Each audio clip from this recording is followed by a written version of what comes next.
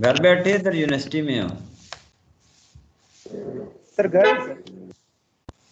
हाँ ये है, इंटरनेट की अगर फैसिलिटी है तो ठीक है। व्हाइट बोर्ड आपको शो हो रहा है? जी सर। Yes sir. चलिए शुरू करते हैं। हमने अभी तो बहुत ही पीछे हैं, कोर्स हमारा बहुत ज़्यादा बाकी है। चैप्टर नंबर 2 पे अभी हम, उसमें हमने लीनियर का पोर्शन कर लिया था, linear first order differential equation. Non linear को हमने थोड़ा सा स्टार्ट लिया हुआ था, solution of the non linear first order partial differential equation. उसके अंदर हमने system of compatible system of first order equations पे थे, उसमें आर्टिकल हमने कर लिया। एक दो एग्जांपल्स आज करनी है इसकी। एक्सक्यूज मी सर, एक मिनट जी बोलो। सर ये कंपैटिबल सिस्टम ऑफ इक्वेशन का आपने प्रूफ करवाया था ना? हाँ हाँ आर्टिकल ठीक यस है। सर। तो सर इसमें इक्वेशन नंबर 11 से आगे। हाँ एक मिनट, इक्वेशन नंबर 9, 10, 11 से आगे क्या है? क्रैमर रूल यूज किया है। सर वो कैसे किया, नहीं समझ आई। क्रैमर रूल यूज नहीं करना आता, या 12 जो निकाली है हमने? सर जो टर्म निकाली है वो कैसे निकाली है? 11 के अंदर। नो सर जो आगे है दूसरी 1 बाय जैकोबियन और आगे जो उसके टर्म आ रही है। Solving 10 and 11 for this we obtain। ये कैसे ऑब्टेन हुआ? ओहो, आपने ये बताएं कि आपने वो क्रैमर रूल कहीं नहीं पढ़ा हुआ न्यूमेरिकल वगैरह में, एफएससी या इधर बीएस में कहीं? उस तरह तो पढ़ा हुआ है लेकिन वो उस तरह कभी कैसे ये नहीं, ऊपर मुझे भी अभी एग्जैक्टली याद नहीं, लेकिन मैं इधर लिखने की कोशिश करता हूँ ना। अदनान थोड़ा सा कोई और बच्चा मुझे हेल्प कर, A X plus B Y is equal to F, एक इक्वेशन होती है C X plus for example D Y is equal to G, ये दो इक्वेशंस हैं।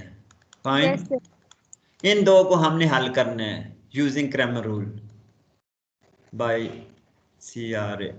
स्पेलिंग देख लेना, यही होंगे CRAMER, Cramer rule. Sir board पे शो ही नहीं हो रहा।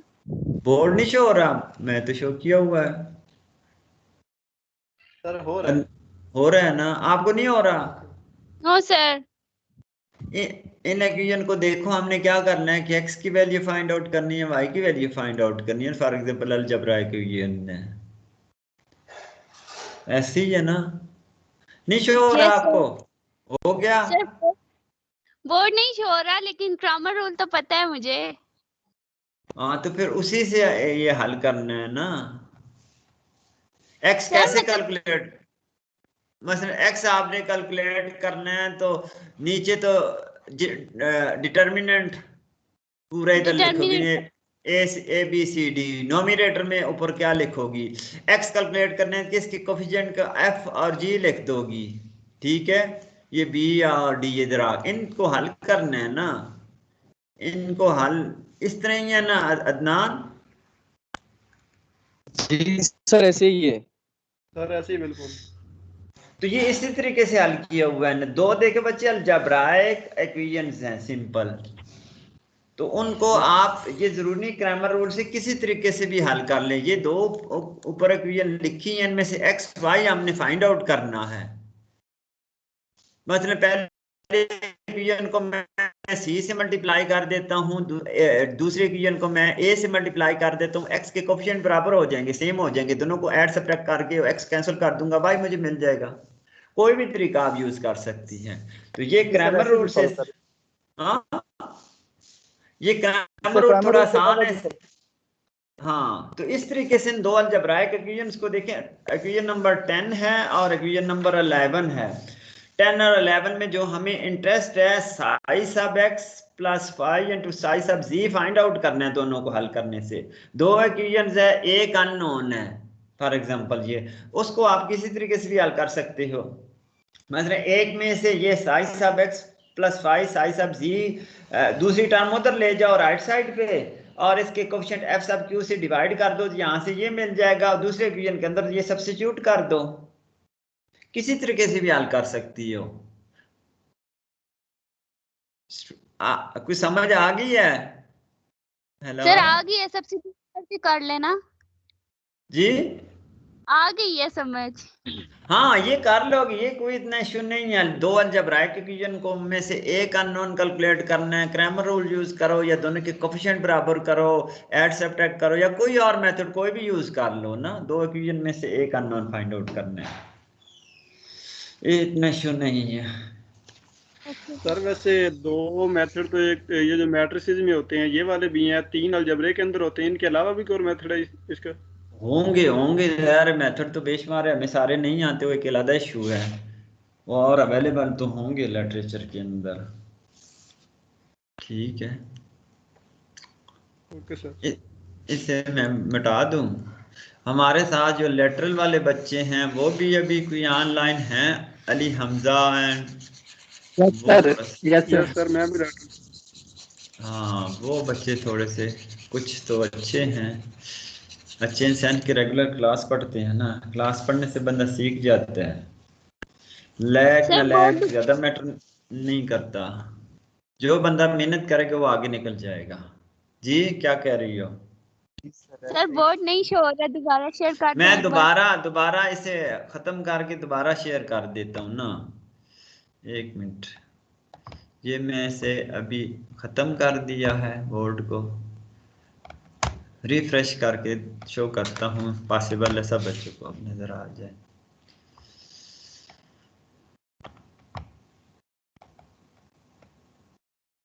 अभी शो हो गया है कुछ लोगों को या नहीं? जी सर, शो हो गया है सर। जी सर। वो जिस बच्ची का सवाल है जिसे नहीं शो हो रहा उसके बच्चे, जो आप मुझे जिसको नहीं शो हो रहा, अभी शो हुआ है, मैंने रिफ्रेश किया। सर नहीं हो रहा, मैंने लीव करके टीम दोबारा भी ज्वाइन किया, फिर भी नहीं हो रहा। अब ये तो फिर ये एक ही बच्चे का मसला है ना, और जो मेजॉरिटी है सबको हो रहा है, उमैर, फातिमा, रिजवान। यस सर, हो रहा है शो। इसका मतलब है ये थोड़ा सा आपके एंड पे मुझे लगता है इंटरनेट इश्यू हो। ऑनलाइन ज़ाहिर है हमारे पास इतनी फैसिलिटी तो नहीं है सबके।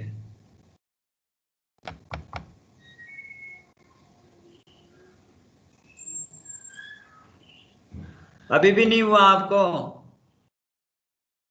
क्या नाम है बच्चे? हेलो, इशरत हारून है सर। इशरत हारून। इशरत हारून अभी शो हुआ है कि नहीं? हम इधर ऑनलाइन भी है या नहीं, इंशा सर देख। ऑनलाइन हूँ। एक मिनट ना, वो इशरत हारून अटंडी में है ना, तो इसका कहीं कोई ऐसी कंप्यूटर पे ऑप्शन ना लगी हो, अब यार मुझे तो नहीं अंदाजा। देखिए प्रेजेंट, आपको प्रेजेंटर बना दूं इधर से तो फिर शायद आ जाए, ठहरो ना।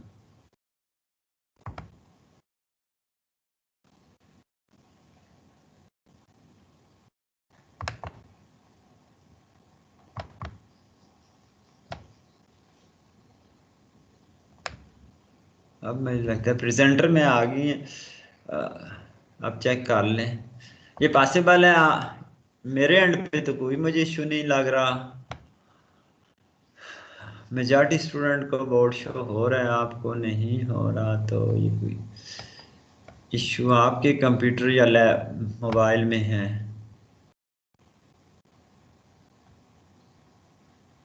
ऐसे इधर तो कोई ऑप्शन बच्चे नहीं, हाँ, मुझे नज़र आ रही कि यहाँ से एक बच्चे को ना शो हो, दूसरों को शो हो जाए। क्या करें? अभी भी नहीं हुआ। इशरत हारून,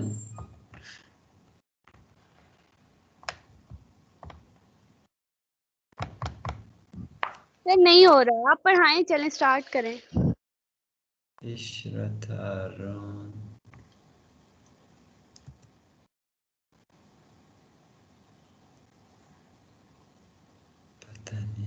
तो एडिट ही हो, लेकिन इधर से क्या मसला है। चलें थोड़ा सा वो रिवीजन तो देखते हैं ना, तो यार कुछ आगे चलें, हमारा टाइम बहुत ज़्यादा हो रहा है। जी सर। नोट्स बच्चे अपने सामने रख लेना, मैं पेज बता देता हूँ। अभी ज़रा वो जो non linear partial differential first order equation compatible system को देखते हैं। पेज नंबर 20 पे मैं हूँ।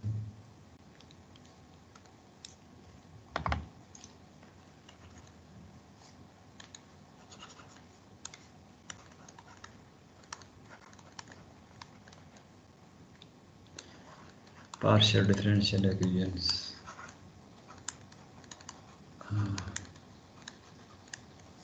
फर्स्ट ऑर्डर, इसके अंदर हमने दो चीज़ें टॉपिक पढ़ने थे। वन जो फर्स्ट है that is compatible system of first order equation, और फिर डायरेक्टली आपके पास जिसके अंदर दो इक्वेशंस आपको गिवन होंगी, दोनों को आपने शो करना है कि दे आर कंपैटिबल और नॉट। तो under what condition they are compatible, वो एक आगे चल के एंड पे एक हमने रिलेशन या इक्वेशन डिराइव की है, वो अगर फुलफिल होती है तो दोनों सिस्टम या इक्वेशन कंपैटिबल होंगी। वो दोनों फिर left hand side right hand side या जीरो के बराबर नहीं होती तो कंपैटिबल नहीं होंगी। इसमें दोनों इक्वेशन गिवन होंगी, दोनों को कंपैटिबल शो करना है और सेकेंडली सोल्यूशन फाइंड आउट करना है। जो नेक्स्ट आर्टिकल होगा जिसमें सिंगल इक्वेशन हमें गिवन होंगी, हमने उस नॉन लीनियर इक्वेशन को हल करना है using this method of system of compatible equation of first order. तो उसके लिए हमें सेकंड इक्वेशन खुद से फाइंड आउट करनी है, और वो इक्वेशन फाइंड आउट करने के लिए हमें जो मेथड यूज करना है that is known as the Charpit method. Charpit method help you to find out the second equation that is compatible to the given equation। तो जब दो मिल गई हैं फिर ये मेथड वहां भी अप्लाई होगा, एप्लीकेबल होगा टू फाइंड द सॉल्यूशन। ठीक है, समझ आई है?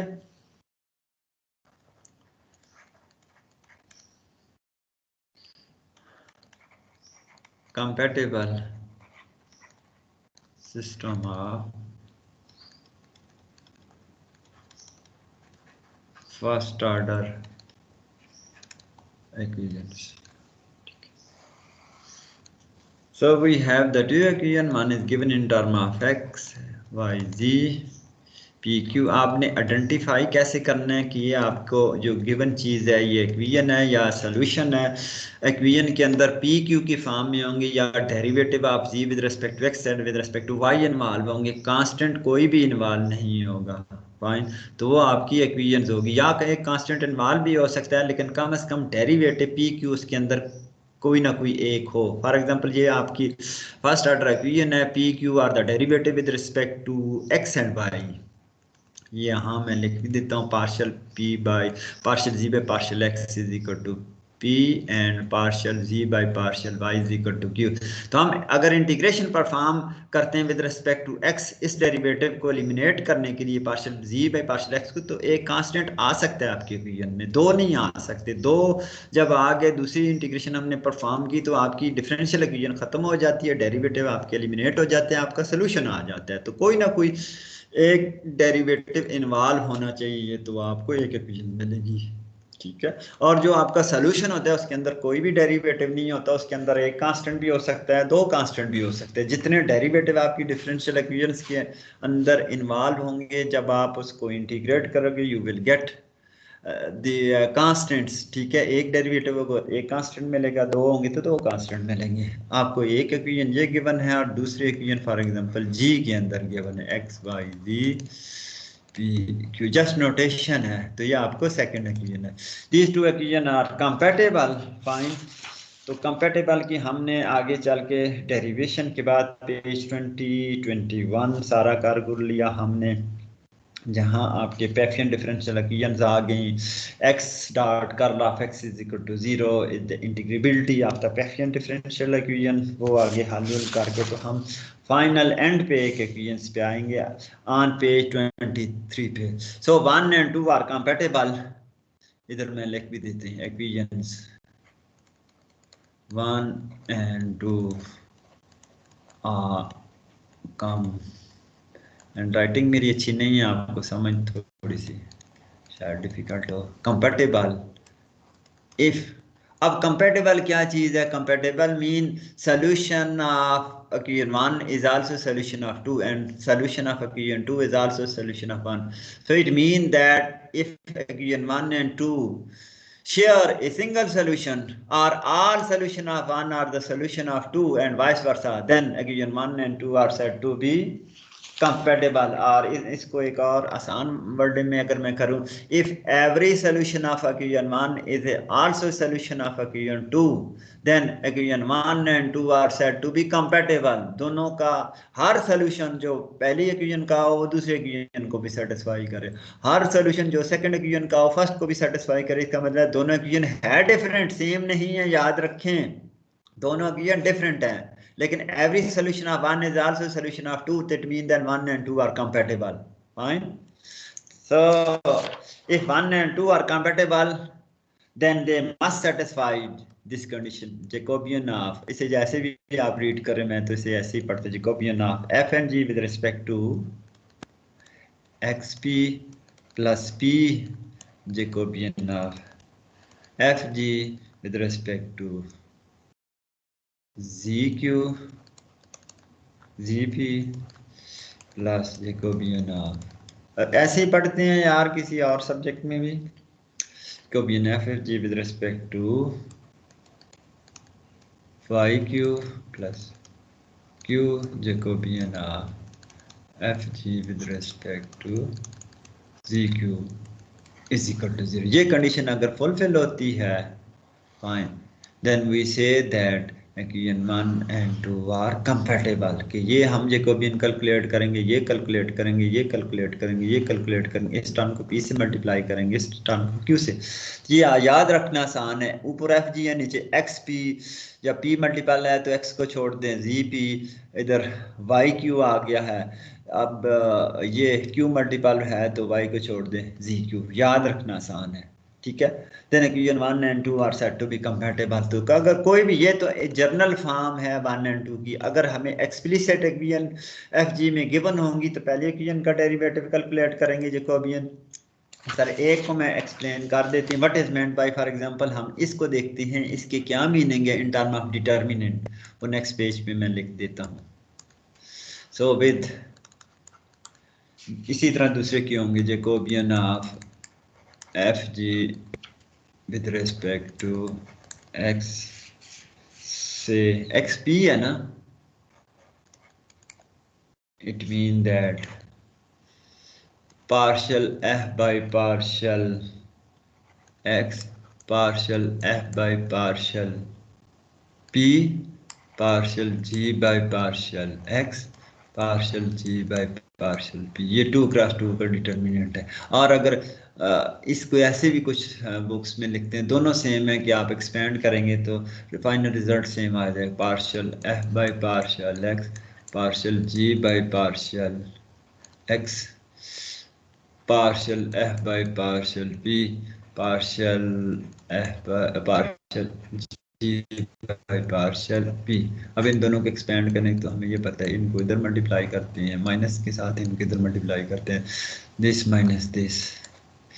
सबस्क्रिप्ट में लिखना ज़रा आसान होता है, एफ सब एक्स जी सब P minus F sub P G सब एक्स। सबस्क्रिप्ट में लिखेंगे तो ऐसे लिखेंगे, तो यहाँ से भी यही बनता है, एफ सब एक्स जी सब P minus F sub P G सब एक्स। फाइन, सेम बनता है। फाइन, इसी तरह ये सारे 2x2 की डिटर्मिनेंट आपने कैलकुलेट करके, जो प्रीवियस हमने ये रिलेशन लिखा है, इसको कोई नंबर बेशक दे दें, इसके अंदर सब्स्टिट्यूट करेंगे। लेफ्ट हैंड साइड भी आपकी अगर 0 हो जाती है तो it mean that 1 and 2 are compatible, ठीक है। अगर ये लेफ्ट हैंड साइड ये 4 टर्म का सम 0 नहीं होता, it mean that 1 and 2 are not compatible. You got my point, समझ आ गई है? जिस बच्ची को इशरत को नहीं नज़र आ रहा तो अपने नोट सामने रख के पेज ये इक्वेशन 22 पेज पे लिखिए। अब आज हमने जो करना है, हमें एग्जांपल एक गिवन है जिसमें हमने प्रूफ करना है, show that these two equation are compatible. तो दो काम करने हैं, एक हमने इनको कंपैटिबल शो करना है, दूसरा अगर कंपैटिबल है तो हम इसको सॉल्व कर सकते हैं, अगर कंपैटिबल ना हो तो फिर सोल्यूशन निकालना मुश्किल है। भी कहा दिया नॉन लीनियर पार्शियल डिफरेंशियल किया। चलते हैं एग्जाम्पल पे, चले बच्चे। एग्जाम्पल है पेज नंबर 23 पे। जी sir. So your job is first to show that, अब दो इक्वेशन के मैंने इस आर्टिकल में, xp is equal to y q, and second equation आपकी है z time xp plus Y q is equal to 2x। ये दो इक्वेशन के मैंने, ठीक है। हमने क्या प्रूफ करना है? हमने ये प्रूफ करने दे यार compatible and further solve them. Additionally हमने इसका सोल्यूशन भी इन दोनों को करना। तो एक ही सोल्यूशन होगा जो इक्वेशन 1 को भी सेटिस्फाई करेगा, इक्वेशन 2 को भी सेटिस्फाई करेगा। ये आपकी इक्वेशन 1 है, ये आपकी इक्वेशन 2 है। तो इसका मतलब है कि हमने ये एफ एक्स एज्यूम करनी है, एफ ये पहली इक्वेशन है। अब इसको एक तरफ लेके आए, x p minus y q, ठीक है। F of x Y is equal to 0, ये एक इक्वेशन आपकी बन गई है। और दूसरी आपकी जी के अंदर इक्वेशन है, बेशक इधर आर्गूमेंट लिखें ना लिखें, G time x P plus Y Q minus 2 X Y is equal to 0, ये आपकी सेकंड इक्वेशन है, ठीक है। अब आपने जितने ये कंपेटेबल के अंदर जितने भी 2x2 की डिटरमिनेंट कैलकुलेट करने हैं, f के derivative with respect to x, with respect to y, with respect to z, with respect to p, with respect to q। Similarly जो आपकी सेकंड इक्वेशन g है उसके derivative with respect to x, y, z, p, q सारे calculate कर लेने हैं blindly, ठीक है। आगे वो डेफिनेटली यूज होंगे। So here partial f by partial x मुझे पता है, यहाँ से कैलकुलेट करूँगा तो मेरे पास क्या बनेगा, P, और इस टर्म के अंदर तो है ही कुछ नहीं है, ये P z का डेरिवेटिव विद रिस्पेक्ट टू, इसको इस तरह नहीं कंसिडर करना। Partial f by partial y calculate करेंगे तो माइनस q आ जाएगा, partial f by partial z calculate करेंगे तो यहाँ z है ही नहीं है कहीं, 0। Partial f by partial p calculate करेंगे x आएगा, partial f by partial q calculate करेंगे तो माइनस y आएगा। Similarly partial g by partial x calculate करें सेकेंड इक्वेशन का, यहाँ से देख लें, इस टर्म का डेरिवेटिव आएगा, इस टर्म का डेरिवेटिव आएगा। आई डू होप कि ये सारे आप डेरिवेटिव कैलकुलेट कर सकते हैं। g minus 2y, similarly partial g by partial y, partial g by ये कैलकुलेट करना है, partial g by partial z calculate करना है, partial g by partial p calculate करना है, ये सिंपल डेरिवेटिव है। Partial g by partial q calculate करना है। ये सारे आप कैलकुलेट करके चार जो आपके पास ये टर्म्स है 2x2 की डिटरमिनेंट, ये सारी आपने कैलकुलेट करनी है। फर्स्ट पेज पे ये कैलकुलेट करनी है, ये दूसरी कैलकुलेट, तीसरी, चौथी, ठीक है।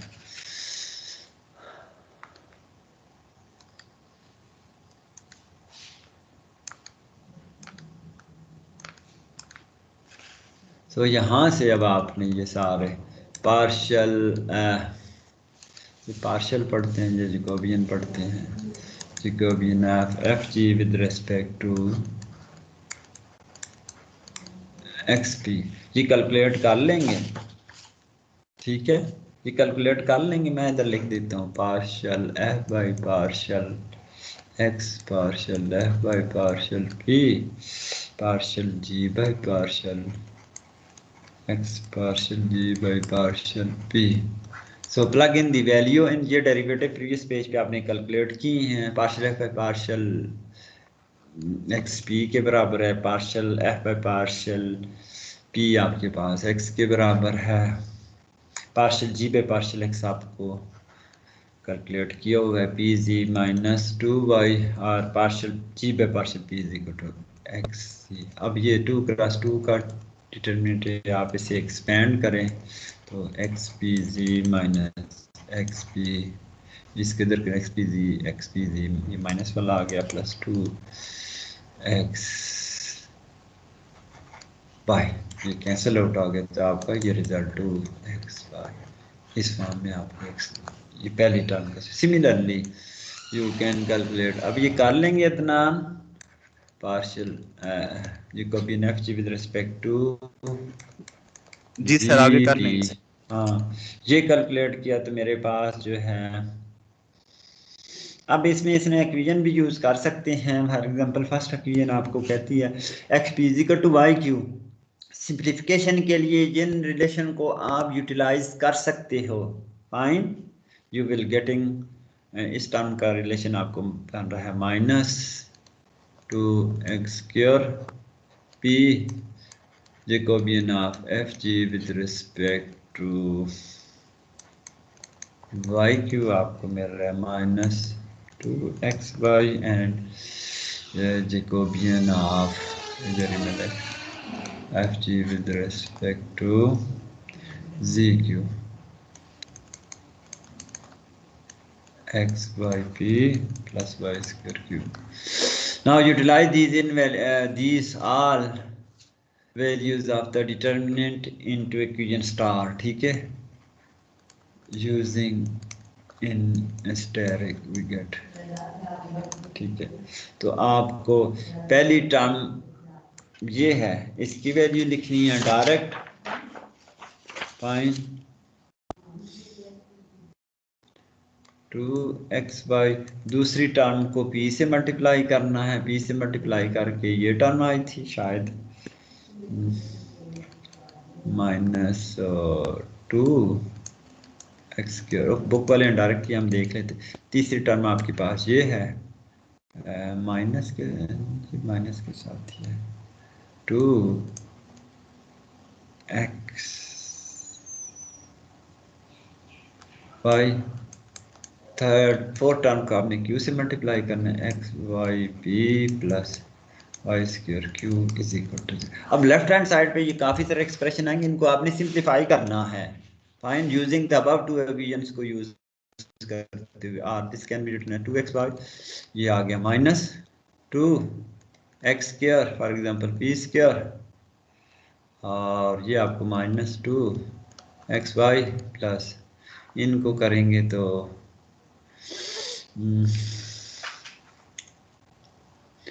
ये बन रहा है x y p q plus y square q square. Apparent ये आपको नज़र नहीं आ रही जीरो होती, ये टर्म तो आपकी कैंसिल आउट हो गई।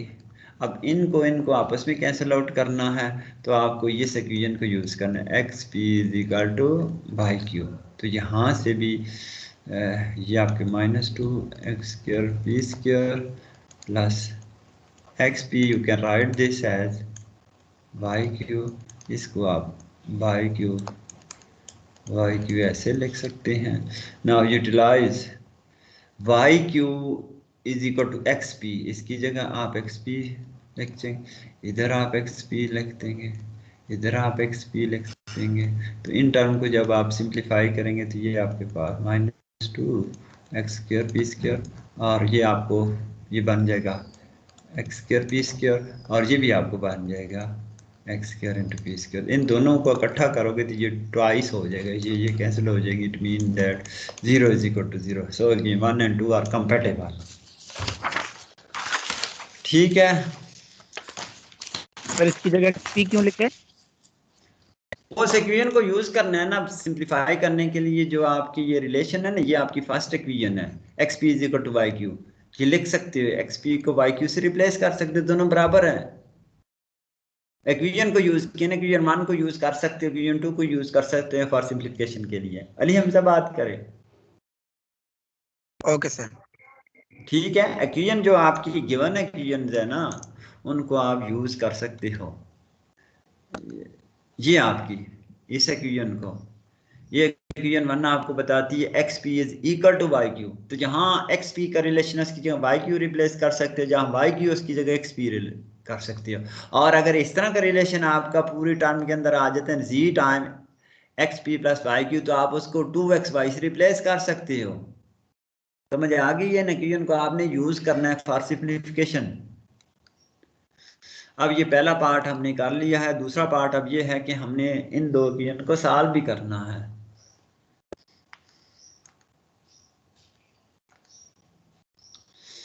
Next our job is to solve these two equation. तो सॉल्व हमने किसको करना है, हमें इक्वेशन से given x p is equal to y q, और दूसरी equation z time x P plus Y q is equal to 2xy। ये आपकी इक्वेशन 1 है, ये आपकी 2 है। अब इन दो इक्वेशंस अब आपने पी क्यू दो अननोन अज्यूम करने हैं।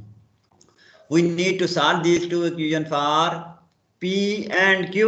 P एंड Q मिल जाएंगे तो हम इस इक्वेशन P की वैल्यू इसके अंदर पुट करेंगे, dc is equal to P dx plus Q dy। हमने लास्ट लेक्चर में ये इक्वेशन डिस्कस की थी। तो इन दो को हमने सॉल्व करना है for P and Q। Solving above equations for P and Q। दो इक्वेशन है, दो अननोन है, तो इसका मतलब है एक में से xp की वैल्यू उठा के दूसरे में रख दो। फॉर एग्जांपल xp मैं यहाँ से उठा के दूसरे में रखता हूँ, ठीक है। तो यूजिंग फॉर एग्जांपल 1 इंटू 2, तो 2 मेरी ये थी xp plus Y q is equal to 2xy। तो xp की जगह मैं वाई क्यू रख देता हूँ। बुक वाले ने वाई क्यू की जगह xp रखा है, कोई फर्क नहीं पड़ता है। xp की जगह वाई क्यू रख देते हैं, सॉरी वाई क्यू आ गया, वाई क्यू 2xy। तो इसका मतलब ये दोनों सेम है, तो 2 time y q into z is equal to 2xy। Mathematics वाले 2 से कैंसिल आउट हो गया, वाई से कैंसिल आउट हो गया, तो मेरे पास क्यू की वैल्यू आ गई है x/z। यही निकाली है उसने। फाइन, एक मुझे मिल गया, किसी इक्वेशन में मैं पुट कर देता हूँ इसको 3 for example this is 3 using 3 in 1।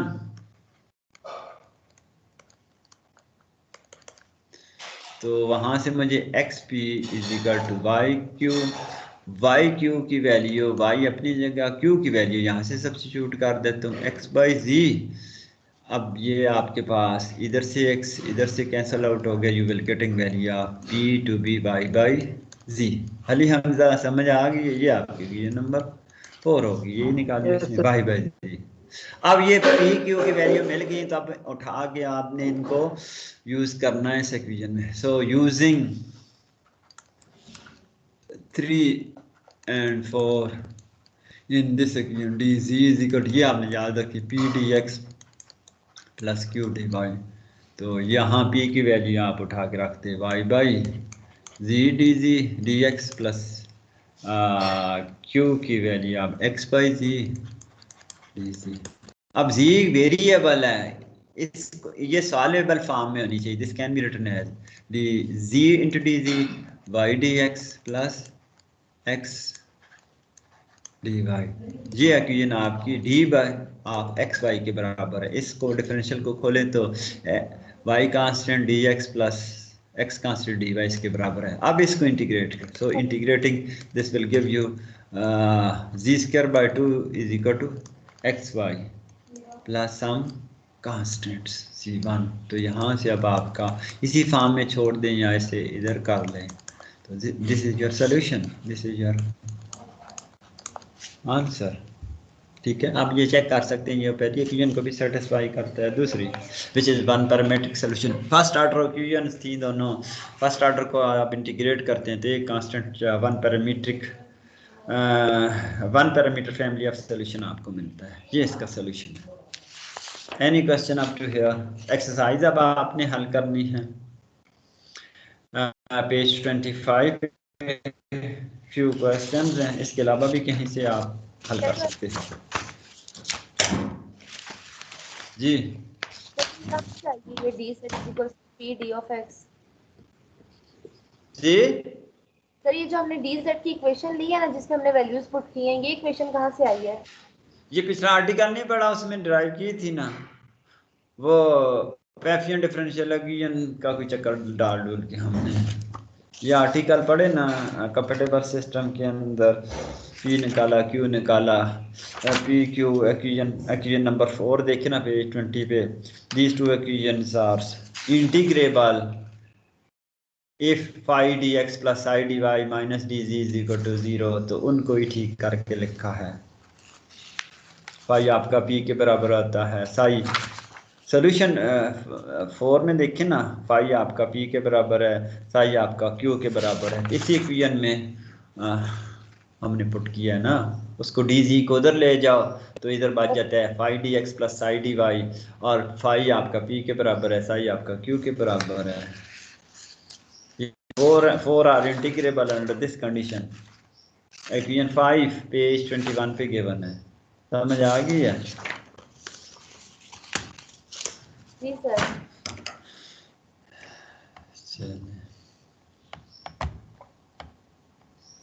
और किसी बच्चे का क्वेश्चन, क्वेरी? आगे चलें, शार्पी मेथड। अब ये सिस्टम ऑफ कंपैटिबल के अंदर आपने दो इक्वेशन को कंपैटिबल भी शो किया है और दोनों को आपने हल किया हुआ। अब जो शार्पी मेथड है उसके अंदर आपको एक non linear partial differential equation given होगी, दूसरी कैसे कैलकुलेट करेंगे? शार्पी मेथड यूज करके। शार्पी मेथड आपको हेल्प करेगा in finding second compatible equation. Once you get the second compatible equation then utilize this method. ये मेथड आपने यूज करके दोनों वो सॉल्यूशन कैलकुलेट करना है। समझ आ गई है? ये इतना मुश्किल आर्टिकल नहीं है, जस्ट आपको शार्पी इक्वेशंस हम लिखेंगे, उनकी मदद से दूसरी इक्वेशन जो जी में है वो फाइंड आउट करनी है। तो इस आर्टिकल में आपको कंपैटिबल प्रूफ नहीं करना, वो कंपैटिबल इक्वेशन फाइंड आउट करनी है। जी क्या सवाल है सर? ये जो आपने कंपैटिबल पढ़ा है ये लीनियर के लिए, जो नॉन लीनियर है मतलब डिग्रीज की वन होगी, और जो चारपिट्स मेथड है वो हायर ऑर्डर के लिए है। ये भी ये कंपैटिबल सिस्टम भी तो नॉन लीनियर के लिए है ना, ये मुझे लगता है। ये तो देखो 1 2 जो पेज 20 पे तो एक्सप्लिसिट फॉर्म में नहीं है, इम्प्लिसिट फॉर्म है, जो लीनियर भी हो सकती है नॉन लीनियर भी हो सकती है। एग्जांपल जो हमने की है, एग्जांपल की है, तो ये तो हाँ लीनियर है, ये दोनों के लिए हो सकता है, ये दोनों के लिए हो सकता है। एक्सप्लिसिट फॉर्म में हो तो उसमें से लीनियर नॉन लीनियर होता है, जब इम्प्लिसिट फॉर्म में एफ या जी की फॉर्म में इक्वेशन हो तो वो लीनियर भी हो सकती है नॉन लीनियर भी हो सकती है। तो ये इक्वेशन जो एग्जांपल इसने उठाई है लीनियर की उठाई है, लेकिन मुझे लगता है नॉन लीनियर के लिए भी हो सकती है। आगे चल के एग्जांपल में एग्जांपल देखना, एक्सरसाइज का क्वेश्चन नंबर 2 का जो पार्ट है, solve completely the simultaneous equation. Example number exercise page 25 question number 2, उसमें पहली एक इक्वेशन एक्सप्लिसिट गिवन है, दूसरी जो दो इक्वेशन गिवन है उनमें से एक लीनियर है दूसरी नॉन लीनियर है। इट मीन दैट ये लीनियर के लिए भी है नॉन, समझ आ गई? लीनियर के लिए भी है नॉन लीनियर के लिए भी। वहां देखें कि एग्जांपल 2 पे 25 पे P square plus Q square की फॉर्म में है, तो पी का डेरिवेटिव की पावर 2 है, पी वाले की क्यू वाले की भी पावर 2 है, तो इट मीन दैट ये नॉन लीनियर है। एक इक्वेशन में से लीनियर है एक नॉन लीनियर है, तो ये दोनों के लिए है। जो शार्पी मेथड है वो तो एक्सप्लिसिटली नॉन लीनियर के लिए है, ठीक है? तो लीनियर स्पेशल केस बन जाता है, जो मेथड नॉन लीनियर के लिए होंगे वो लीनियर के लिए इन जनरल ट्री होते हैं, एप्लीकेबल होते हैं, लेकिन लीनियर वाले मेथड नॉन लीनियर पे नहीं लगते। फाइन, तो sharpy method explicitly non linear के लिए। आगे चलें, ये कंप्लीट कर लें शार्पी मेथड। अदनान इधर ही हो। शार्पी जो है नॉन लीनियर के लिए, तो इसको हम लीनियर के लिए भी यूज कर सकते हैं। 25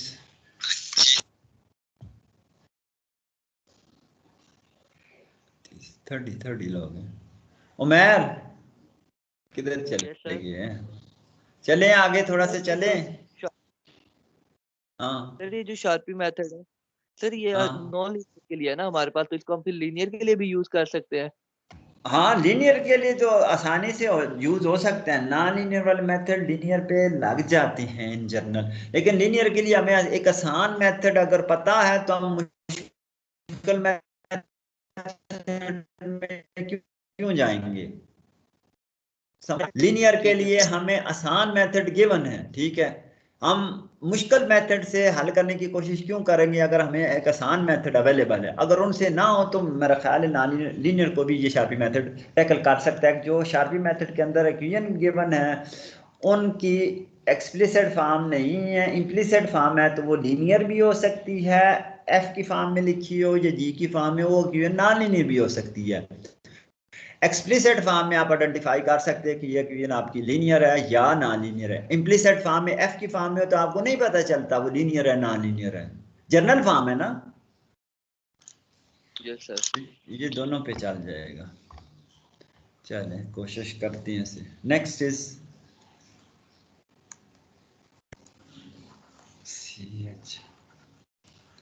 मैं तो इसे टी को साइलेंट पढ़ता हूँ, अब ज़ाहिर है गोरे का नाम है मुझे नहीं पता, शार्पी में पढ़ता हूँ, आप देख लें या किसी से पूछ लें। शार्पी मेथड, सो शार्पी मेथड आपको हेल्प कहाँ करता है? सोल्यूशन मेथड तो आपका वही है जो सिस्टम ऑफ कंफर्ट है दूसरे इक्वेशन फाइंड आउट करने के लिए। पेज 25 पे, so here we will discuss a general method for finding the complete solution or complete integral of a non-linear partial differential equation of non-linear partial differential equation of first order of the form. It means that हाँ ये linear के लिए आसान method available है, तो ये हमारी एक general form of the equation है। So this method is based on the construction of the last section जो अभी हमने डिस्कस की है। The basic idea in this Charpit method is the introduction of the second. आपको अब एक equation given है एफ की फॉर्म में, अब आपको दूसरे इक्वेशन खुद से फाइंड आउट करनी है। दो डिफरेंट बच्चे अगर एक प्रॉब्लम को हल करते हैं तो दोनों की जो जी के इक्वेशन है वो डिफरेंट हो सकती है लेकिन सोल्यूशन सेम होगा, बिकॉज एफ और जी वाले इक्वेशन दोनों कंपैटिबल होंगी।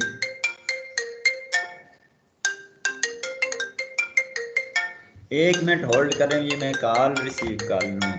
CR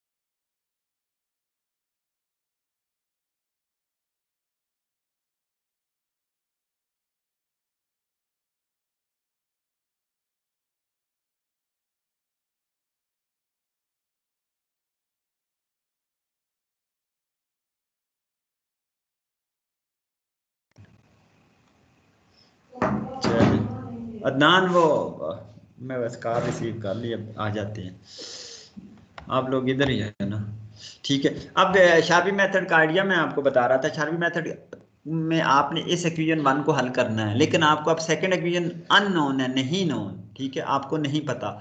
शार्पी मेथड आपको हेल्प करेगा in finding second equation which is in term of G. जब सेकंड इक्वेशन मिल जाएगी तो वहां से पहली एफ और जी वाली को हल करेंगे, पी और क्यू कैलकुलेट करेंगे और d z is equal to p d x plus q d y इस रिलेशन के अंदर सब्स्टिट्यूट करके इसको हल कर लेंगे, ठीक है। ये जस्ट आइडिया है। तो सेकंड इक्वेशन जो आपने कैलकुलेट करनी है वो डिफरेंट स्टूडेंट की डिफरेंट हो सकती है, उससे घबराने की जरूरत नहीं है।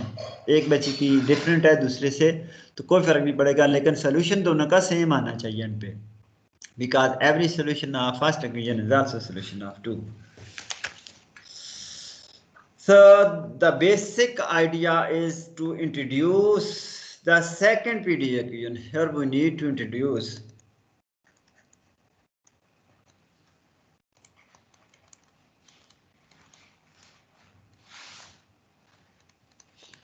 second equation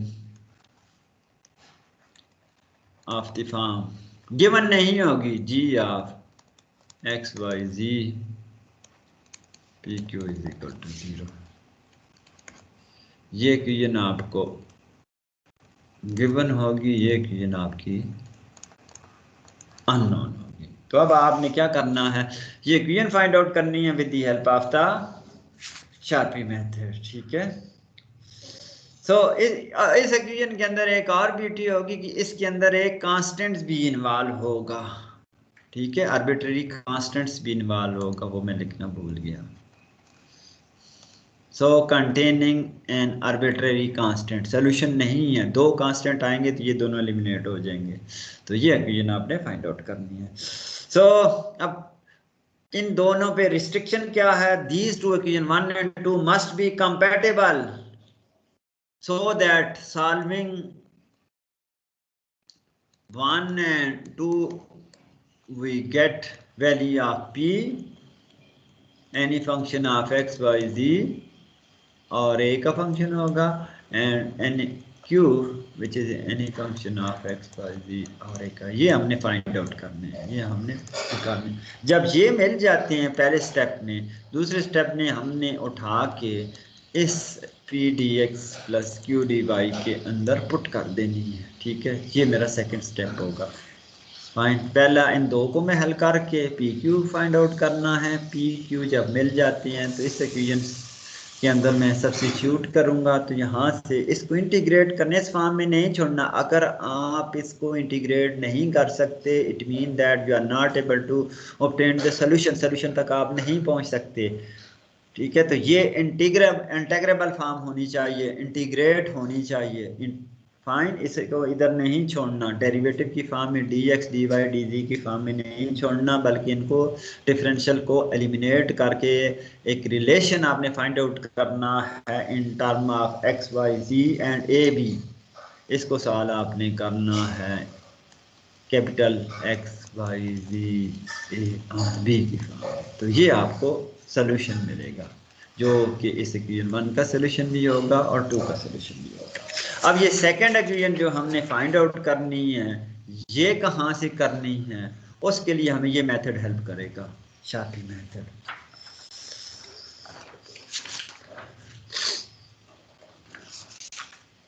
सो हमारी अजम्पशन क्या है कि these two are compatible, so we are moving ahead under the assumption that 1 and 2 are compatible. So 1 and 2 are compatible under the condition of the previous section, ठीक है। हमने लास्ट सेक्शन के अंदर एक कंडीशन बताई है, वो यूज करेंगे। प्रीवियस सेक्शन का नॉलेज इस सेक्शन में आपको यूज करना है। As we know that 1 and 2 are compatible provided under the condition that partial Jacobian of fg with respect to xp plus p Jacobian of fg with respect to zp plus Jacobian of fg with respect to yq plus q Jacobian of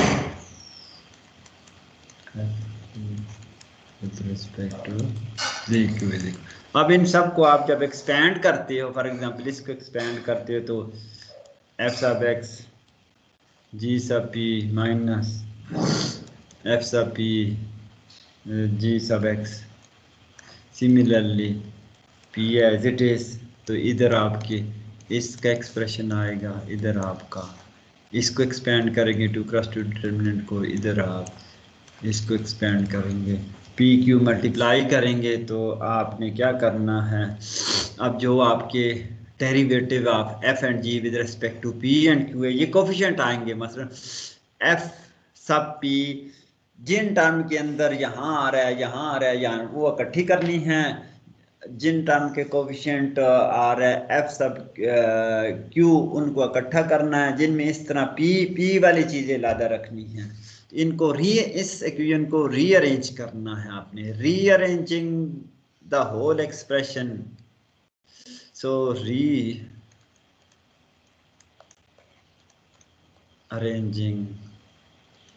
the above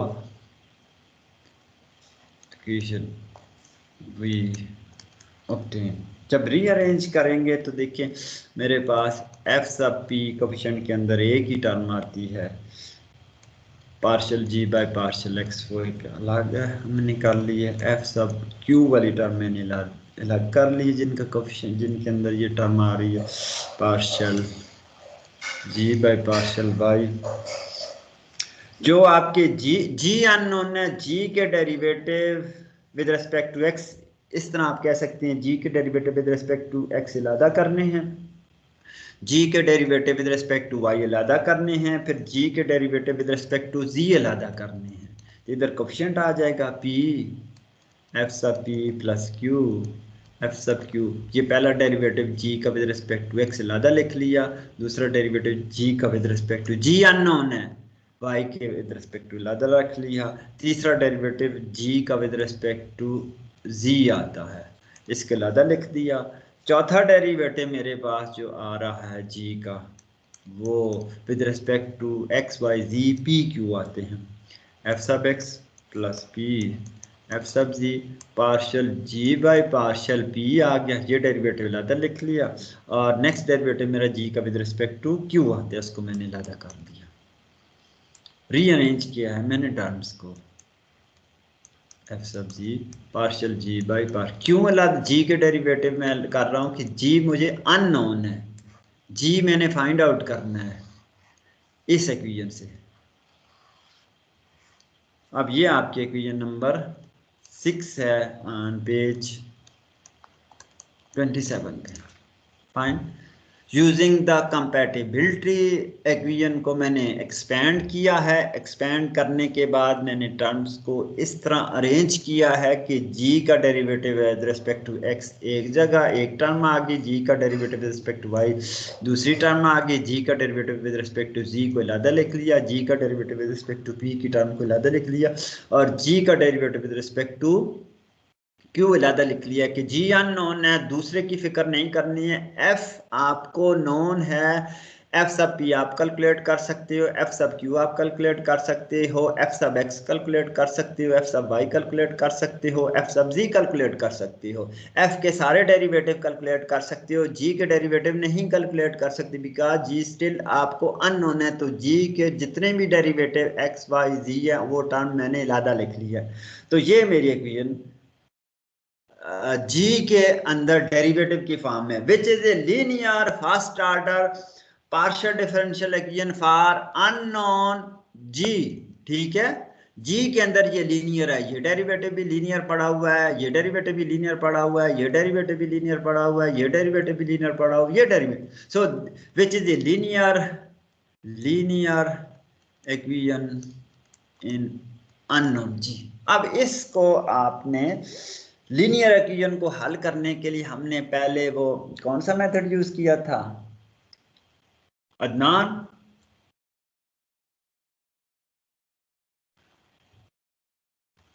किधर चले गए हो? जी sir. Linear equation के लिए हमने कौन सा method use किया था हल करने के लिए? लैग्रांज मेथड यार, खुदा के बंदे। उमर जी सर। मैं लीनियर इक्वेशन के लिए Lagrange method of solution use होता है। अब ये जी सर। आपकी जी के अंदर फर्स्ट ऑर्डर लीनियर इक्वेशन है, तो आप यहाँ लैग्रांज मेथड यूज करेंगे। ठीक है, वो जो मेथड है ये एक्सटेंशन है लैग्रांज मेथड की, शार्पी मेथड। इस सेंस में इस तरह कह सकते हैं कि लैग्रांज मेथड को एक्सटेंड जब हम करेंगे, लैग्रांज मेथड के अंदर एक्स वाई जी या उनके डेरिवेटिव होते हैं, अब यहाँ एक्स वाई जी और पी के डेरिवेटिव भी इन्वॉल्व है, क्यू का डेरिवेटिव भी इन्वॉल्व है, तो ये उसकी जनरलाइजेशन है। Charpit method is the generalization of the Lagrange method. तो ये लैग्रांज मेथड को जब आप जनरलाइज करके इक्वेशन नंबर 7 लिखोगे, that is known as the Charpit equation. Equation 6 आपकी first order partial differential equation in unknown z linear differential equation है। इसको हल करने के लिए जब एक्स वाई जी तक डेरिवेटिव थे तो हमने लैग्रांज मेथड का नाम दिया था, लैग्रांज ने उधर तक दिया। अब उस मेथड को एक्सटेंड किया है शार्पी ने, तो इसको शार्पी मेथड कह देते हैं या शार्पी इक्वेशंस कह देते हैं। सो 6 को हमने हल करना है। 6 आपकी क्या है, लैरैब है अवेलेबल या नहीं? जी यार अमूमन नहीं होती सर क्लास में तो है सर। क्लास में है, जिंदा भी है या?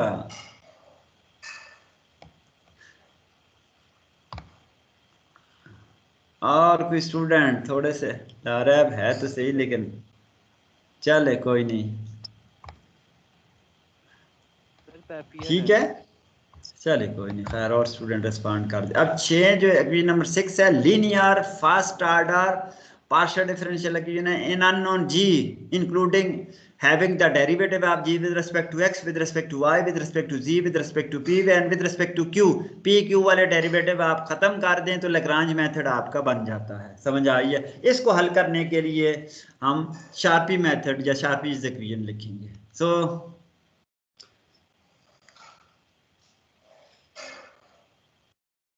तो इसकी जो कैरेक्टरिस्टिक इक्वेशंस होंगी, दी ऑक्सिलरी और characteristic equation of 6 are given by, उसमें क्या था, dx बाई पी थी, dx बाई एक्स था या कैपिटल P था, ये था, मैं उसे पहले लिखता हूँ, dy बाई क्यू था, dz बाई r था। फाइन, विद इस तरह की इक्वेशन आपके पास बनी थी, ये यही थी ना? नहीं सॉरी, अदनान मैं रिकॉल कर रहा हूँ लैग्रांज के अंदर, capital P small p capital Q small q is equal to r, ये आपकी लैग्रांज इक्वेशन थी। तो आपने अब ये आपका P क्या था, डेरिवेटिव, इसको मैं थोड़ा सा लिखूं, partial z by partial x था, ये आपका partial z by partial y था। फाइन, इस तरह की। अब आपके पास ये कोफिशिएंट कोई ज़्यादा आ गए, इधर एक और टर्म आ गई है जिसका डेरिवेटिव विद अब आपका ये जी आ गया ना, इधर जी आ गया, इधर जी आ गया, इधर जी आ गया, विद रिस्पेक्ट टू जी आ गया, प्लस इधर एक और टर्म है जी का derivative with respect to P आ गया, इधर एक और कोफिशिएंट है जी का derivative with respect to Q आ गया। अब ये इक्वेशन थोड़ी सी बड़ी होगी, 3 और डेरिवेटिव इसके अंदर इंक्लूड हो गए। तो इसके जो कैरेक्टरिस्टिक इक्वेशंस होंगी, dx बाई ये coefficient capital P whatever that may be, dy by q that may be dz by ये r हो जाएगा इज इक्वल टू d आगे p बाई ये कोफिशिएंट आ जाएगा divided by is equal to dq by ये coefficient आ जाएगा। तो इनको अगर एक्सप्लिसिटली अब लिखते हैं तो इस फॉर्म में बन रही है। So the auxiliary equation of 6r, ये अब आपके पास यहाँ इस किस्म के नीचे मैं लिख देता हूँ dx बाई, प्रीवियस स्लाइड देखें तो partial ji by partial x का कोफिशिएंट आपके पास ये है, ये है एफ सब पी, तो ये डिवाइड हो जाएगा। फाइन अदनान स्टूडेंट, ये अब dx का कोफिशिएंट, dx के डिनोमिनेटर में ये f सब p आ जाएगा, dy के डिनोमिनेटर में f सब q आ जाएगा, dz के डेरिवेटिव डिनोमिनेटर में ये टर्म आ जाएगी, p के डेरिवेटिव डिनोमिनेटर में ये टर्म आ जाएगी, dq के डेरिवेटिव dq के डिनोमिनेटर में ये टर्म आ जाएगी। समझ आ गई है? तो इससे this is generalized form of Lagrange system आप कह सकते हैं। सो इनको मैं ख़त्म कर दूं, ये तो ऊपर एक्सप्लेन किया था आपको थोड़ा सा रिकॉल करने के लिए, ये चीज़ ख़त्म हो गई है। ये जो इक्वेशन 6 है ये पैफियन डिफरेंशियल इक्वेशन है। इक्वेशन 6 यार एक फर्स्ट ऑर्डर पैफियन ही कह लें या जो भी है, ये एक first order partial differential equation है अननोन जी, जैसे पैफियन कहें या ना कहें कोई फर्क नहीं पड़ता। ठीक है, जी अननोन के अंदर एक फर्स्ट ऑर्डर पीडी है जिससे हम हल करके जी कैलकुलेट करना है। So the auxiliary equation of 6 are now f of dx by f सब p dy बाई f सब q dz by P F sub P plus Q F sub Q D P by minus भी उसके साथ है F sub x plus वो पूरी term आपने लिखनी P F sub C is equal to D D Q by minus F sub Y plus Q F sub C.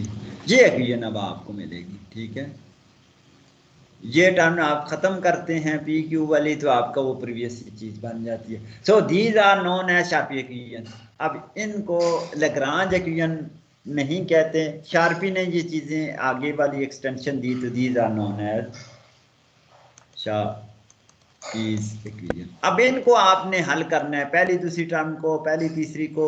ये वही है आपके पास एक्सिलरी सिस्टम या characteristic system of equation, first order system of equation. अब इनमें से कोई सी आप पहली टर्म को दूसरे से कंपेयर करो, पहली को तीसरे से, पहली को चौथी से, पहली को पांचवी से, दूसरी तीसरी, दूसरी चौथी, सेकंड फोर्थ, थर्ड फिफ्थ, कोई भी फोर्थ फिफ्थ टर्म और एनी मल्टीप्लायर वाला भी आप यूज करते हैं। पहली टर्म को अल्फा से मल्टीप्लाई डिवाइड किया, दूसरी को बीटा से, तीसरे को गामा से, चौथी को किसी और से, पांचवी को किसी और की कोई ऐड सब्ट्रैक्ट करके। तो इनको हल करना मुश्किल काम है। अब इसको हल करेंगे you will get second equation term of G, आपको सेकंड इक्वेशन यहाँ से मिलेगी। ठीक है, ये इक्वेशन आपने याद रखनी है कि dx के डिनोमिनेटर में क्या चीज़ है, dy के डिनोमिनेटर में क्या चीज़ है, dz के डिनोमिनेटर में क्या चीज़ है, dp के डिनोमिनेटर में क्या चीज़ है, dz। तो ये इक्वेशन जो है we call this equation as a Charpit equation. तो शार्पी ने ये कंट्रीब्यूशन दी थी। यहाँ से अब g आपको मिल गया, देन f आपको ऑलरेडी नोन है, g ये मिल जाता है। तो दोनों इक्वेशन को आपने साइमल्टेनियसली हल करना है फॉर p एंड q दोनों मिल जाते हैं। तो dz is equal to p dx plus q dy वाली इक्वेशन के अंदर पुट करके इंटीग्रेशन आपने परफॉर्म करनी है। आइडिया मिल गया है, पेज 27 पे मैं पहुंच गया हूं।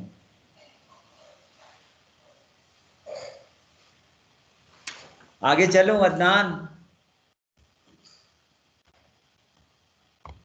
जी सर। सर काफी है।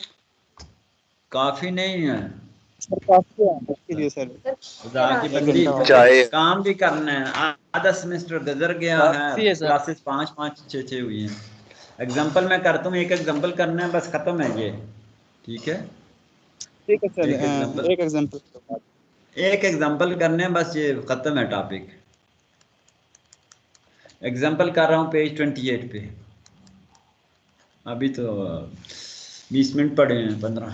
सो find the solution of the equation, या सिंपल हम लिखते हैं solve x p square plus Y q square is equal to g. अब ये आपको एक इक्वेशन के बने हैं, इसको आपने हल करना है। अब ये देखें कि ये नॉन लीनियर है, पहली बात है। Previous linear method of solution इस पे एप्लीकेबल नहीं है, नॉन लीनियर है। तो हमें अब शार्पी मेथड यूज करना पड़ेगा। शार्पी मेथड के लिए ये इक्वेशन एफ के अंदर है, दूसरी इक्वेशन हमें चाहिए जी के अंदर। Here F of x y ji p q is equal to x p square plus Y q square minus जी, आपकी ये पहली इक्वेशन है। ठीक है, तो यहाँ अब आपने सारे के सारे डेरिवेटिव कैलकुलेट करने। नाउ एफ सब एक्स आपने कैलकुलेट करना है p square, for example f sub y calculate करना है, derivative of this equation with respect to y q square. F sub z calculate करना है, एफ सब पी कैलकुलेट करना है, F sub Q calculate कर लेंगे। ये डेरिवेटिव ये आपने कैलकुलेट कर लिया। ये डेरिवेटिव कैलकुलेट करके आपने ये डेरिवेटिव शार्पीज इक्वेशन में पुट करने हैं। नाउ फ्रॉम शार्पीज इक्वेशन, वो याद रखनी है। नाउ फ्रॉम शार्पीज इक्वेशन, पहले वो जनरल फॉर्म आप लिख लें, D x by F sub P आता है, तो यहाँ आपका ये पी स्क्वायर आ गया। एफ सब पी मैंने कैलकुलेट वो किया। एफ सब पी की वैल्यू ये नहीं है, एफ सब पी ये है, इसकी वैल्यू 2x पी आती है। ठीक है, एफ सब पी आपका 2x पी आ गया। ये इन शार्पीज यकीन को हल करना अगेन लैग्रांज सिस्टम की तरह डिफिकल्ट टास्क है। सम टाइम आपको यकीन आसानी से मिल जाएगी, कुछ एग्जांपल्स के अंदर नहीं मिलेगी। जिस तरह एक हमने प्रीवियस एक्सरसाइज के अंदर क्वेश्चन नंबर 2 पे अटेम्प्ट की, अभी तक नहीं हल हुआ। dz is equal to 2xp² plus yq² is equal to d p minus p² is equal to d q divide by q minus q²। ठीक है, तो ये आपकी इस एग्जांपल के लिए शार्प इक्वेशन की फॉर्म। इनमें से एक ही डिफरेंशियल इक्वेशन आपने बनानी है, तो कोई सा इसमें से देख लें। अब वो ऐसे ही आपने उठाने हैं, फैक्टर्स को मैच करना है कि जो इंटेग्रेबल फॉर्म हो। मतलब पहले दूसरे को करते हो, ये तो x के हिसाब से हो जाता है, p भी पड़ा हुआ है, इधर q पड़ा हुआ है, दोनों में p होता या q होता तो कैंसिल आउट हो जाता। अब ये कैंसिल आउट नहीं कर सकते, और ना इसे आप कांस्टेंट ट्रीट कर सकते हो। सारे वेरिएबल्स हैं, x भी वेरिएबल है, y भी वेरिएबल है, z भी वेरिएबल है, p भी वेरिएबल है, q भी वेरिएबल है, ऊपर डिफरेंशियल गिवन है, x कभी y कभी z कभी p कभी q कभी।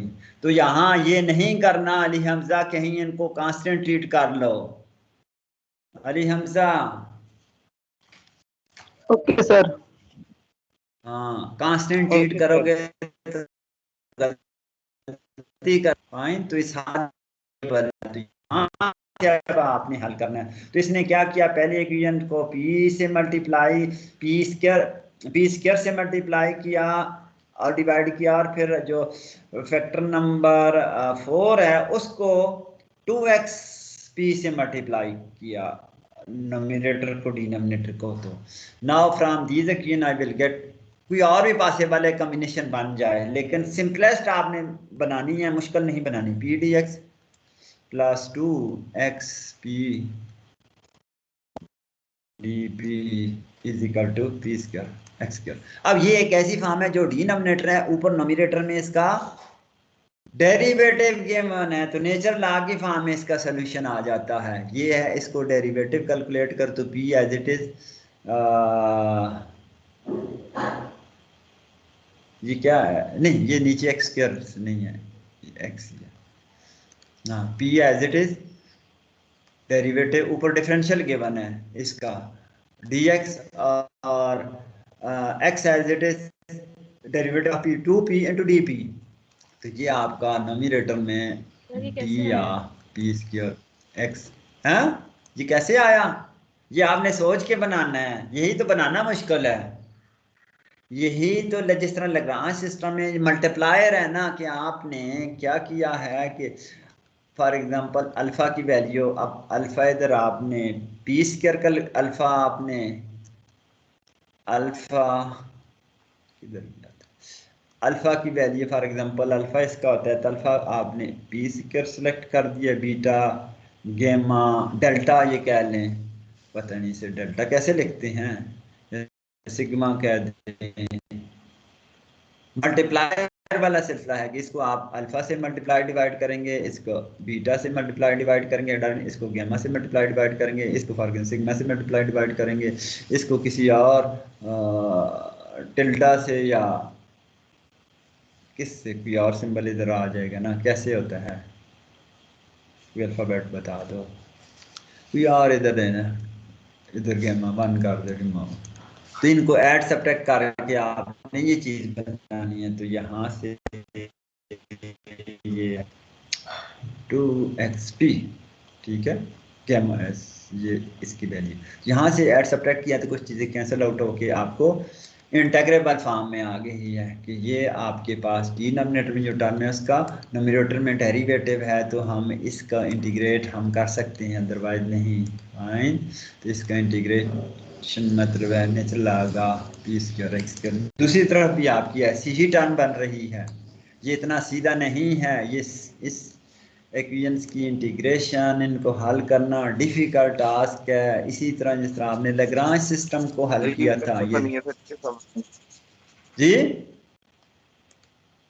क्या कह रही हो, फॉर्मेशन की सर कैसे बनी है? फॉर्मेशन इसी तरह आपने मल्टीप्लायर वाला सिलसिला यूज करना है, मल्टीप्लायर वाला, मल्टीप्लायर लेने हैं लेग्रांज सिस्टम को अगर रिकॉल करें, उसमें अल्फा बीटा गेमा लिए थे, 3 टर्म थी, यहाँ 5 टर्म है।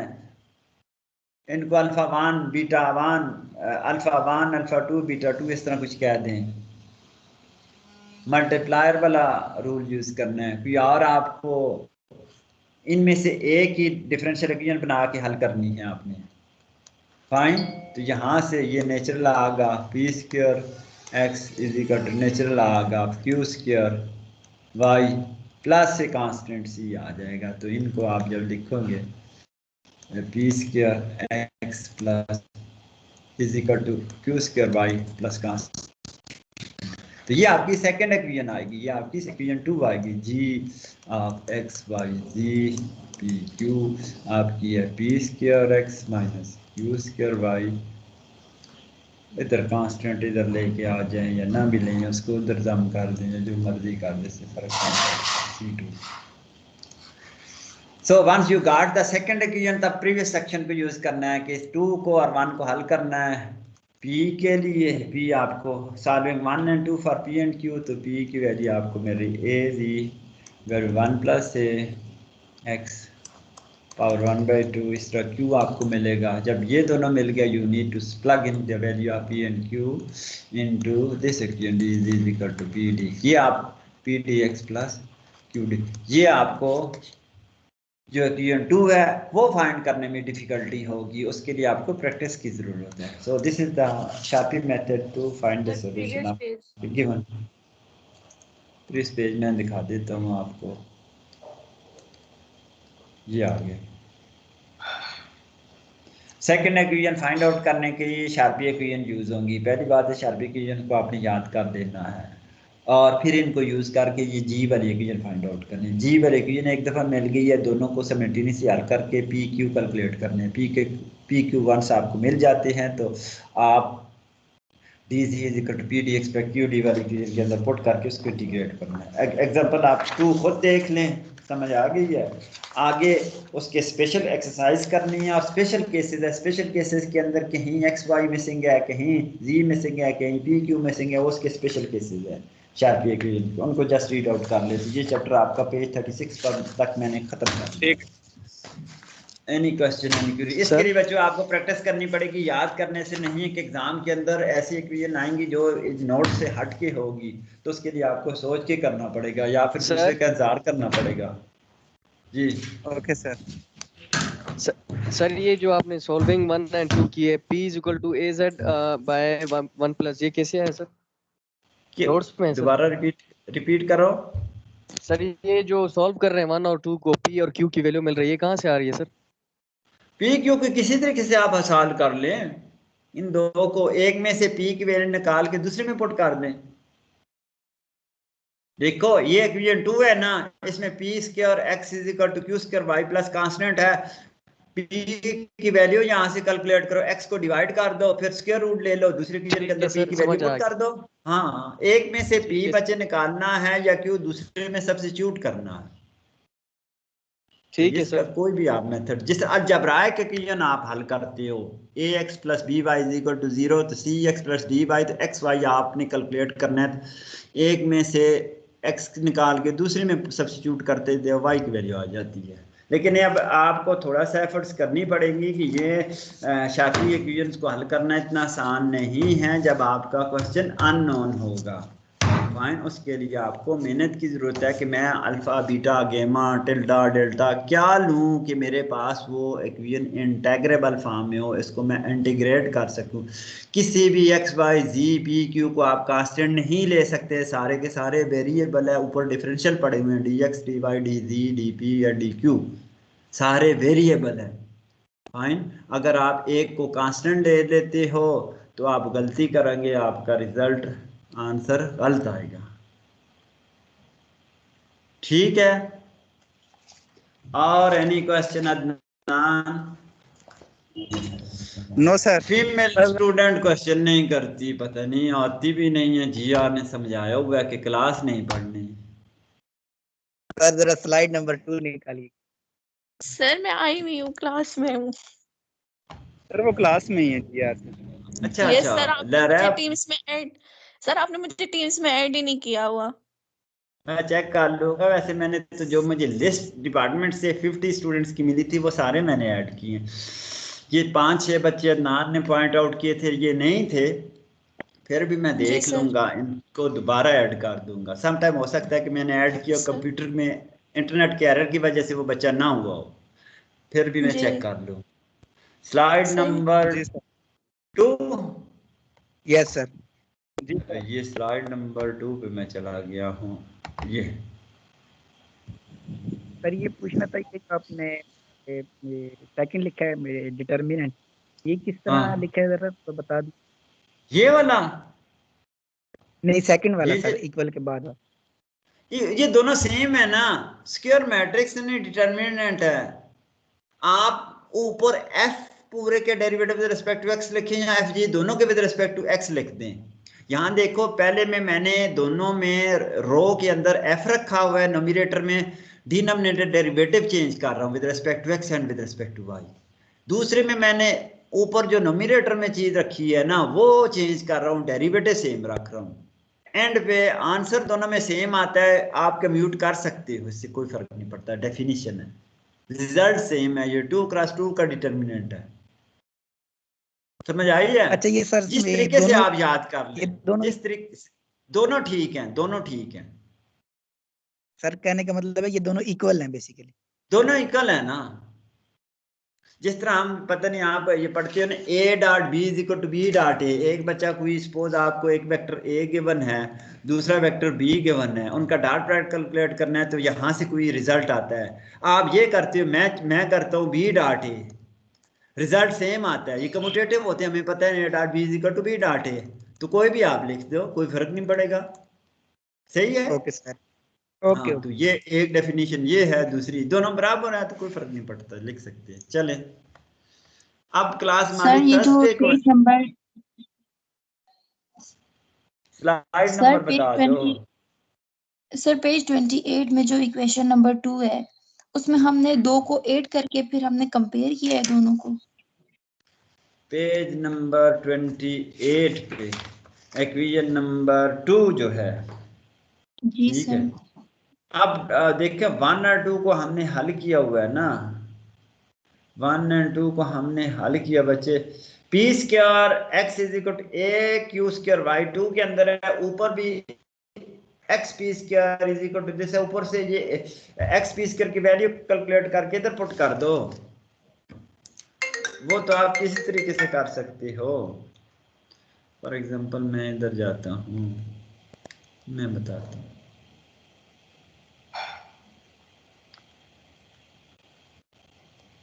किधर गई ये 13 नंबर,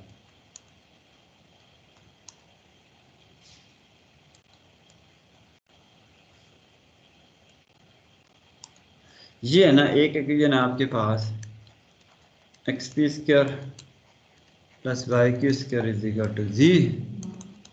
दूसरी इक्वेशन है p x square is equal to a q square y, ठीक है। तो यहाँ से आप पहले इक्वेशन के अंदर से एक्स पी स्क्वायर कैलकुलेट करो ना, x p square is equal to z minus y q square, ये उठा के आप इधर पुट कर दो। एक्स ये पी स्क्वायर एक्स है ना, यहाँ पी स्क्वायर एक्स और एक्स पी स्क्वायर एक ही बात है ना, ए q square Y.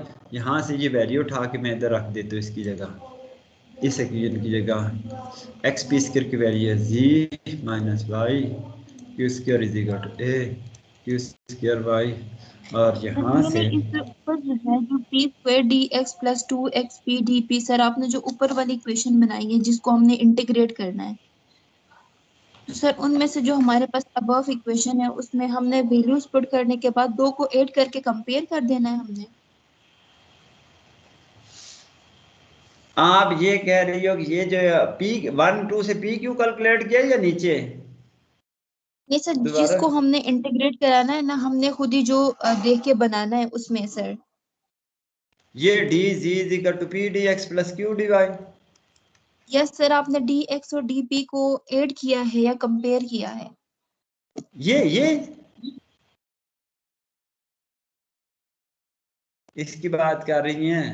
Sir equation number 2 से जो अबव वाली है, इक्वेशन नंबर 2 से जो अबव वाली है वो मैंने पहला जो फैक्टर है ना, देखिए अब शार्पी इक्वेशन के अंदर कितने फैक्टर आ गए। लैग्रांज के अंदर 3 फैक्टर थे ना, dx dy dz वाला 3 वेरिएबल थे, तो 3 फैक्टर थे, पहला फैक्टर को दूसरे तीसरे, अब यहाँ 5 हैं, 5 है ना, सिस्टम ऑफ इक्वेशन है ना, 5 वेरिएबल है तो 5 फैक्टर बन गए।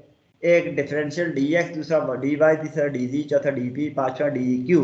अब इनमें से कोई से अगर डायरेक्ट हो जाते हैं बगैर मल्टीप्लायर यूज करते हैं बहुत अच्छा है, नहीं होते तो फिर आपको मल्टीप्लायर का यूज करना है कि मैंने जो पहला फैक्टर है उसको पी स्क्वायर से मल्टीप्लाई डिवाइड किया है, और फिर जो है चौथा फैक्टर जो है उसको 2xp से मल्टीप्लाई डिवाइड किया है। ये देखो पहला फैक्टर मेरे पास ये था dx बाई, और कंपैरिजन नहीं हो पा रहा इंटेग्रेबल फॉर्म में, तो यहाँ ये आपका dp by p minus p square है, तो इसको मैंने पी स्क्वायर से मल्टीप्लाई डिवाइड किया है और इसको 2xp से मल्टीप्लाई डिवाइड किया, 2xp से मल्टीप्लाई डिवाइड किया है।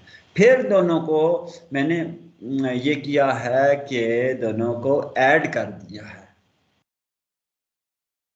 ऐड करते हैं ना, ये इक्वल टू नहीं है, इक्वल टू नहीं है। पहले को फैक्टर को मैंने पी स्क्वायर से मल्टीप्लाई किया है, डिवाइड मल्टीप्लाई नोमिनेटर में, दूसरे को 2xp से, दोनों को अब ऐड किया। तो जब दोनों को मैं ऐड करता हूं तो नोमिनेटर को नोमिनेटर में ऐड करना है, डिनोमिनेटर को डिनोमिनेटर में ऐड करना है।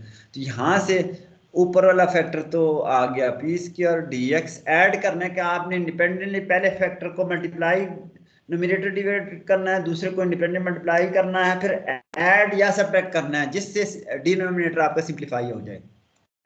प्लस 2xp dp और डिनोमिनेटर में ये आ गया 2xp क्यूब, अब इसको अंदर मल्टीप्लाई करो, minus plus 2xp square minus 2xp cube, तो ये फैक्टर खत्म हो गया। तो ये अब आपके पास बच गया है। 2 किधर गया, 2 कैसे गया,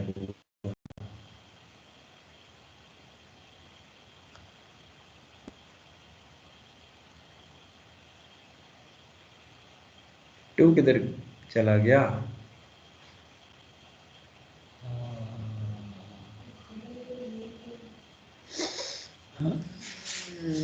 2 किधर गया अदनान? सिंप्लीफाई करता P square dx plus 2xp dp divided by 2xp square. 2 किधर गायब हो गया सर? राइट साइड पे भी शायद 2 है तो 2 और 2 कैंसिल आउट हो गया। हाँ मुझे लगता है फिर ये फैक्टर बचे आ गया, ठीक कह रहे हो। फिर इसी तरह आपने दूसरे फैक्टर को क्यू स्क्वायर से मल्टीप्लाई किया और जो पांचवा फैक्टर है 2yq से मल्टीप्लाई किया न्यूमरेटर, फिर दोनों को ऐड किया तो इधर ही आपका एक्सप्रेशन आ जाता है Q square dy plus 2yq dq divided by 2xq square. तो ये 2 दोनों में से कैंसिल आउट हो गया। x नहीं करते कि ये x कर देते हैं तो फिर आपका नोमिनेटर और टोटल डेरिवेटिव और डिनोमिनेटर नहीं बनता, ठीक है। ये यूज़ करेंगे कि अगर ऊपर f प्राइम हो नीचे f हो तो इसको इंटीग्रेट करते हैं निचला गाफ f की फॉर्म में। समझ आ गई है कुछ इस तरह का। तो इनको हल करना डेफिनेटली डिफिकल्ट टास्क है, शार्पी इक्वेशंस को हल करना। लैग्रांज से ज़्यादा मुश्किल है कि वहाँ 3 टर्म हैं, 3 का मल्टीप्लायर, यहाँ 5 टर्म है, 5 में से कोई भी आप कंपैरिजन कर सकते हो। यूजुअली ये डिफिकल्ट टास्क है। इसके अलावा अगर इस एग्जांपल में देखें तो कोई सिंपलर फॉर्म नहीं बन रही जिसको मैं कंपेयर कर लूँ। मतलब फोर्थ फिर फैक्टर को मैं लेता हूँ dp by P square minus p minus p square और dq माइनस क्यू स्क्वायर, तो इंटीग्रेट करना मेरे लिए बड़ा मुश्किल है। नीचे पी स्क्वायर क्यू स्क्वायर होता, पी क्यू होता तो आसानी से हो सकती थी इंटीग्रेशन इनकी, उनको ले लेता, लेकिन अब ये इतना कॉम्प्लिकेटेड फैक्टर है इसको मैं नहीं इंटीग्रेट कर सकता। समझ आ गई है? जी सर। ये थोड़ा सा यहाँ मतलब ये लास्ट टर्म जो है ना, अगर मैं चौथी पांचवी को कम कर dp by p minus p square dq by q minus q square, तो अब इन दोनों की इंटीग्रेट करना इतना आसान नहीं, ये कॉम्प्लिकेटेड है। अगर फॉर एग्जांपल ये ना होता तो d P by p d Q by natural log of p is equal to natural log q, तो आसानी से मेरी सेकंड इक्वेशन बन जाती p is equal to q plus some constant.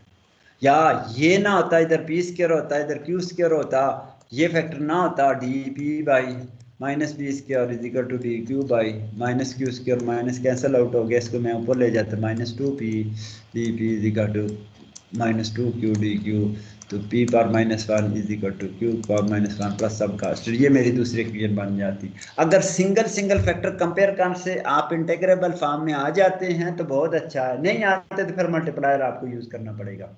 लेकिन ये याद रखें कि सारे x y z p q variable treat करने हैं, ये नहीं पॉसिबल कि यहाँ आप x p आ जाए तो y q आ जाए तो x y को आप कांस्टेंट ट्रीट कर लें, ये गलत होगा, ये तरीका सही नहीं है, इसलिए कि ये भी वेरिएबल है। समझ आ गई है? चले एनी क्वेश्चन? ये छुट्टी करें, 2:05 हो गए। ये आपने इस पे मेहनत करनी है शार्पी मेथड के, आपने एक्सरसाइजेस इस बुक के या किसी दूसरी बुक से क्वेश्चन उठा के गूगल से आप सर्च कर ले, उमर काफ़ी सारे क्वेश्चन हल करेंगे, तब आपको एक्सपीरियंस होगा कि कैसे मैं मल्टीप्लायर वाला फैक्टर यूज़ करूं। ठीक है सर। अगर ये इक्वेशन को हल नहीं कर सकते, इसका मतलब आप सोल्यूशन नहीं कैलकुलेट कर सकते, आपको सेकंड इक्वेशन नहीं मिलेगी तो आपका सोल्यूशन नहीं बनेगा। सेकंड सोल्यूशन के लिए सेकंड इक्वेशन बनाना बहुत ज़रूरी है, सेकंड इक्वेशन बनाने के लिए इन शार्पी इक्वेशंस को हल करना बहुत ज़रूरी है, और जो कि डिफ़िकल्ट टास्क है। ये प्रैक्टिस से होगा, मेहनत से होगा, मेहनत नहीं करेंगे तो नहीं होंगी चीज़ें। ठीक है अदनान,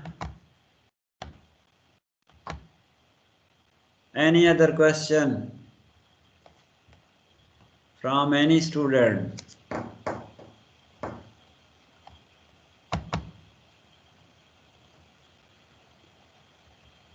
मोस्टली स्टूडेंट इंटरेस्ट नहीं लेते ऑनलाइन, पता नहीं क्या वजह है, या तो इंटरनेट के इशू हैं।